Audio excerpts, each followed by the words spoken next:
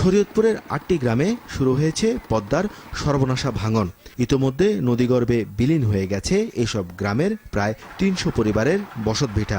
ঘর বাড়ির সঙ্গে ফসলি জমি হারিয়ে নিঃস্ব হয়েছেন অনেকেই। ভাঙতে আমরা এক জায়গা আরেক জায়গায় নিয়ে গদ্দর করে রাখছি, সেই জায়গায় নদী নাইছে পড়তেছে, রাস্তা দরিয়া লাইছে নদীতে। থাকার কোনো জায়গা জোগাড় নাই। এগুলি সব জমি ছিল আমাদের, জমি ছিল ওই যে চর দেখতেছেন, ওই চর পর্যন্ত জমি ছিল আমাদের। রান্নাঘরের ভিতর খাই, রান্নাঘরের ভিতর বরকি বেড়া সব থাকি। ভাঙনে নাজিমুদ্দিনের ব্যাপারী কান্দি ও নোয়াপাড়ায় সরকারি দুটি প্রাথমিক বিদ্যালয় নদীতে নিশ্চিহ্ন হয়ে যাওয়ায় অনিশ্চিত হয়ে পড়েছে ১,০০০ শিক্ষার্থীর ভবিষ্যৎ। স্কুল আমরা পড়ালেখা করতে না, টাকা পাই না, কোনো পাই না, কোনো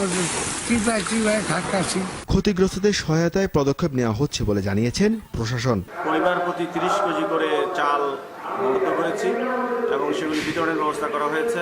তবে সরকারি ব্যবস্থাকে ধীরগতি মন্তব্য করে মানবিক বিপর্যয়ের সংখ্যা জানিয়েছেন পদ্মার ভাঙনে সর্বহারা মানুষেরা।